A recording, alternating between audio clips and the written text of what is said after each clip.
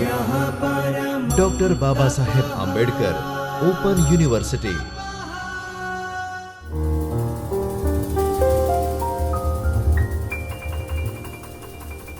નમસ્કાર મિત્રો, doctor Baba Saheb Ambedkar open યુનિવર્સિટીના ચૈતન્ય સ્ટુડિયોથી હું વિવેક સાખી ભારતીય જ્ઞાન પરંપરાની આ કક્ષામાં આપ સૌનું હાર્દિક સ્વાગત કરું છું. મિત્રો, આજે આપણે MAIKS 202 એટલે કે આચાર્ય મમ્મટ અને કાવ્ય પ્રકાશ એ વિશે ચર્ચા કરીશું. મિત્રો, સાહિત્ય જગતમાં આચાર્ય મમ્મટનું સ્થાન અને તેમના દ્વારા રચાયેલ કાવ્ય પ્રકાશનું સ્થાન ખૂબ જ મહત્વનું છે. તો આજે આ કક્ષામાં આપણે એ જ વિશે ચર્ચા કરીશું. મિત્રો, મોટા ભાગના સંસ્કૃત સાહિત્યકારો અને અલંકાર શાસ્ત્રીઓના જીવન, સમય અને કૃતિઓ વિશે સંશયો ઉત્પન્ન થતા હોય છે. મમ્મટના જીવન વિશે, સમય વિશે અને કૃતિઓ વિશે પણ આવા જ પ્રશ્નો ઉપસ્થિત થાય છે. અને તેમની પોતાની કૃતિ અને અન્ય કૃતિઓમાં પ્રાપ્ત થતા ઉલ્લેખોના આધારે વિદ્વાનોએ આધારભૂત માહિતી મેળવવા પ્રયત્નો કર્યા છે અને તારણો પણ આપ્યા છે. મિત્રો, કાવ્ય પ્રકાશમાં 10 ઉલ્લાસ આવેલા છે, જેમાં કાવ્ય હેતુ, કાવ્ય લક્ષણ, કાવ્યના ગુણ, રીતિ, શબ્દશક્તિઓ અને અલંકાર જેવા વિવિધ વિષયો પર ઊંડાણપૂર્વકની છણાવટ પ્રાપ્ત થાય છે.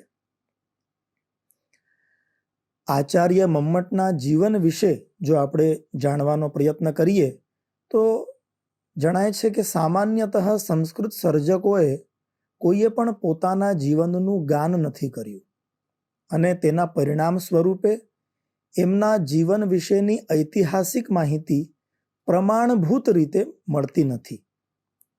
વાઘ દેવતાના અવતાર જેવા મમ્મટ વિશે પણ પ્રમાણભૂત અને ઐતિહાસિક માહિતી એ પ્રાપ્ત થતી નથી.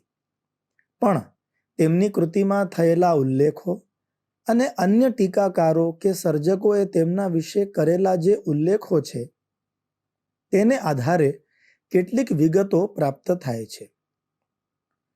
આચાર્ય ભીમસેન દીક્ષિતે કાવ્ય પ્રકાશ ઉપર સુધા સાગર કે સુધોદધિ નામની ટીકા ઈસવીસન 1723માં લખેલી.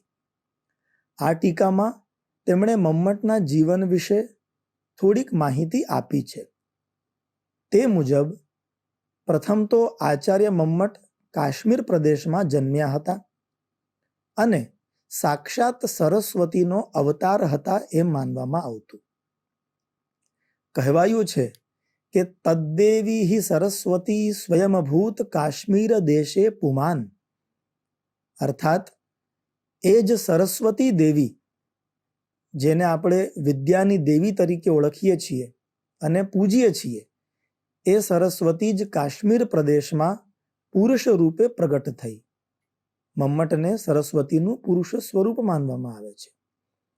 આ ઉપરાંત આ ભીમસેને તેની ટીકામાં વાઘ દેવતા રૂપિણ અને સા દેવી મમ્મટાખ્યા એમ પણ નોંધ્યું છે.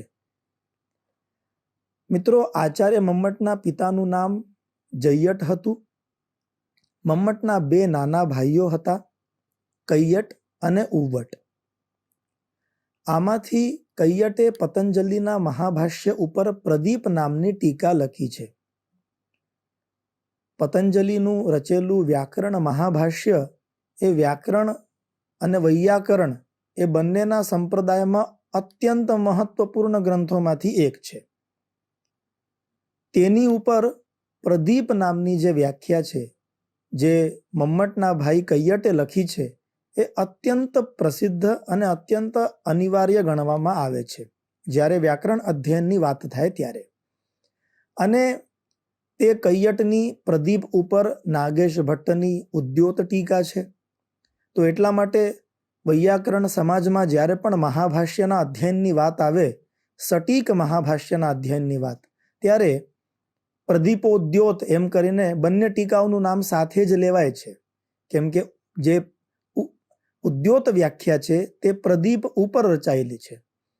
તો એટલા માટે મમ્મટ, તેમના ભાઈ, તેમના પિતા એ અત્યંત પ્રસિદ્ધ કુલના વ્યક્તિઓ છે. એવી જ રીતે એમના બીજા ભાઈ ઉવ્વટ છે, જેમણે શુક્લ યજુર્વેદ પર મંત્રભાષ્ય નામનો ગ્રંથ રચેલો છે. ઉવ્વટે શૌનકના પ્રાતિશાખ્ય પર ભાષ્ય પણ રચ્યું છે. મિત્રો, આચાર્ય મમ્મટ સ્વયં વાઘ દેવતાના અવતાર હોવા છતાં વારાણસી એટલે કે બનારસ, કાશી ગયા હતા અને શાસ્ત્રાભ્યાસ પછી સાહિત્ય સૂત્ર એટલે કે કાવ્ય પ્રકાશની એમણે રચના કરી. એમ કહેવાય છે કે મર્યાદામ કિલ પાલયન શિવપુરીમ ગત્વા પ્રપઠ્યાદરાત શાસ્ત્રમ સર્વજનોપકાર રસિક સાહિત્ય સૂત્રમ વ્યધાત. શ્રી જળકીકર અને શ્રી કાણેના મત મુજબ ભીમસેન દ્વારા અપાયેલી આ વિગતો ઉચિત લાગતી નથી. તેનું કારણ આપતા તેઓ જણાવે છે કે ઉવ્વટ તો અવંતી નગરીનો નિવાસી હતો અને વળી રાજા ભોજનો તે સમકાલીન છે. મિત્રો, આચાર્ય મમ્મટના સમય વિશે જો આપણે જાણવા જઈએ તો સંસ્કૃત સર્જકોએ કે પંડિતોની જેમ મમ્મટના સમય અંગેનો નિર્ણય કરવામાં બહુ મુશ્કેલી આવતી અને કેટલાક આંતરિક અને બાહ્ય પ્રમાણોને આધારે આચાર્ય મમ્મટનો સમય નિશ્ચિત થઈ શકે છે. જેમ કે આચાર્ય મમ્મટે કાવ્ય પ્રકાશના ચોથા ઉલ્લાસમાં ભરતના નાટ્યશાસ્ત્ર અને આનંદવર્ધનના ધ્વન્યાલોક પર ટીકા લખનાર આચાર્ય અભિનવગુપ્તનો ઉલ્લેખ કર્યો છે. હવે અભિનવગુપ્તનો સમય નિશ્ચિતપણે ઈસવીસન 990 થી ઈસવીસન 1020નો છે. માટે આચાર્ય મમ્મટનો સમય ઈસવીસન 1020 પછીનો ચોક્કસપણે નિશ્ચિત થાય છે. તેવી જ રીતે આચાર્ય મમ્મટે કાવ્ય પ્રકાશના 10મા ઉલ્લાસમાં પદ્મગુપ્ત વિરચિત નવસાહસાંકર ચરિતમના શ્લોક ક્રમાંક 123, 146, 148 અને 157ના ઉદ્ધરણ તરીકે ટાંક્યા છે. આ કૃતિની રચના ઈસવીસન 1020માં થયેલી છે. માટે પણ કહી શકાય કે કાવ્ય પ્રકાશની રચના ઈસવીસન 1020 પછી જ થયેલી હોવી જોઈએ. ત્યારબાદ કાવ્ય પ્રકાશનું ઉદ્ધરણ તરીકે અલંકાર સર્વસ્વના રચયિતા રુચ્યકે વિવેચન કરતી વખતે ઘણીવાર ઉલ્લેખ કરેલો છે. આ કૃતિનો રચનાકાળ ઈસવીસન 1135 થી ઈસવીસન 1155નો મનાય છે. માટે કાવ્ય પ્રકાશનો રચનાકાળ પણ ઈસવીસન 1150ની પૂર્વે જ હોવો જોઈએ. તેવી જ રીતે કાવ્ય પ્રકાશનો ઉલ્લેખ જૈનાચાર્ય માણિક્યચંદ્રની સંકેત નામની ટીકામાં પણ છે. કાવ્યે કાવ્ય પ્રકાશસ્ય સંકેતોયમ સમર્પિતઃ એમ કહેવાય છે. આ ટીકાનો રચનાકાળ ઈસવીસન 1159 થી 1160નો છે. માટે કાવ્ય પ્રકાશ ઈસવીસન 1159 પૂર્વે જ લખાયું હોવું જોઈએ એવું અનુમાન કરી શકાય છે. મિત્રો, આચાર્ય મમ્મટે કાવ્ય પ્રકાશમાં ઘણીવાર ભોજરાજની ઉદારતાનો ઉલ્લેખ કર્યો છે. એમ કહેવાય છે કે યદ વિદ્વદ ભવનેષુ ભોજ નૃપતેસ તત્યાગ લીલાયિતમ. ઉદાત્ત અલંકારના ઉદાહરણ તરીકે આ પંક્તિ મમ્મટે જ લખી છે. એનો અર્થ એવો થાય છે કે આ શ્લોક રાજા ભોજના પછીના જીવનકાળ દરમિયાન રચાયો હોવો જોઈએ, કારણ કે તેમની કીર્તિ વિસ્તરતા થોડો ઘણો સમય તો ગયો હશે જ. હવે ભોજનો સમય ઈસવીસન 1054નો છે, અર્થાત કાવ્ય પ્રકાશની રચના સંભવ છે કે એના પછી જ થઈ હોવી જોઈએ. મિત્રો, આવી જ રીતે આચાર્ય મમ્મટની વિદ્વત્તા અથવા એમનું પાંડિત્ય જો આપણે ચર્ચા કરવા જઈએ તો જણાય છે કે આચાર્ય મમ્મટ માટે ભીમસેને સરસ્વતીના અવતારની જે ઉપાધિ આપી છે તે જ એમની વિદ્વત્તા કે સાક્ષરતા સૂચવી જાય છે. ભીમસેને આપેલી ઉપાધિનો લક્ષ્યાર્થ એ છે કે મમ્મટ અસાધારણ પ્રતિભાવાન વિદ્વાન આચાર્ય હતા. કોઈ સાધારણ પ્રતિભા હોય એવી વાત ન હતી. અલંકાર શાસ્ત્રના ઇતિહાસમાં એમનું અનોખું સ્થાન છે, કારણ કે એમણે પોતાની આગવી શૈલીથી એમની પૂર્વેના અલંકારિકોના મતોની સમીક્ષા કરી છે, પણ તેની સંદિગ્ધતાને તેમણે ટાળી છે. મમ્મટના કાવ્ય પ્રકાશ ઉપર રચાયેલી 75 જેટલી ટીકાઓ જ દર્શાવે છે કે તેમની પ્રસિદ્ધિ અને મહત્વ કેટલું અનેરું છે. જેના કાવ્ય ઉપર કે જેમની રચના ઉપર 75 જેટલી ટીકાઓ રચાતી હોય એનું મહત્વ આપણે સમજી શકીએ. મમ્મટે તેમના પુરોગામી આલંકારિકોના લખાણોનો ક્યાંક સીધે સીધો તો ક્યાંક પરોક્ષ રીતે પણ ઉલ્લેખ કર્યો છે, જે તેમનું પૂર્વેના આલંકારિકોના ગ્રંથોનું સૂક્ષ્મ અધ્યયન સૂચવે છે. કાવ્યશાસ્ત્રના સિદ્ધાંતના ઉદાહરણ આપવા માટે મમ્મટે 600 જેટલા પદ્યો ટાંક્યા છે. એ બાબત પણ એમ સૂચવે છે કે પ્રશિષ્ટ સંસ્કૃત કૃતિઓનો તલસ્પર્શી અભ્યાસ મમ્મટે કરેલો જ હશે. આ ઉપરાંત મમ્મટનું પાંડિત્ય કાવ્ય પ્રકાશમાં અત્ર તત્ર સર્વત્ર દૃષ્ટિગોચર થાય છે. મિત્રો, તેઓ મુખ્યત્વે વ્યાકરણ, મીમાંસા, ન્યાય, વેદાંત, સાંખ્ય ઇત્યાદિ અનેક શાસ્ત્રોના પ્રકાંડ વિદ્વાન હતા. તેના પુરાવા કાવ્ય પ્રકાશમાંથી જ પ્રાપ્ત થાય છે. ક્રમશઃ તેની આપણે થોડીક ચર્ચા કરીએ. પ્રથમ, વૈયાકરણ તરીકે મમ્મટનું સ્થાન અથવા મમ્મટનું પાંડિત્ય. મમ્મટાચાર્ય મુખ્યતઃ વ્યાકરણના વિદ્વાન છે એવું કેટલાક વિદ્વાનોનું માનવું છે. પ્રાચીન ભારતમાં શિક્ષણની શરૂઆત જ વ્યાકરણ વિષયથી થતી હતી. કાવ્ય પ્રકાશમાં વ્યાકરણ શાસ્ત્રના અનેક નિર્દેશો મળે છે, જે દર્શાવે છે કે મમ્મટને વૈયાકરણો માટે વિશેષ માન છે. પ્રથમ જ ઉલ્લાસમાં ચોથી કારિકાની વૃત્તિમાં વૈયાકરણો માટે યુધઃ એટલે કે વિદ્વાનો એવું વિશેષણ પ્રયોજ્યું છે તેમણે. વૈયાકરણોના સ્ફોટવાદનો મમ્મટે ખૂબ આદરપૂર્વક ઉલ્લેખ કર્યો છે.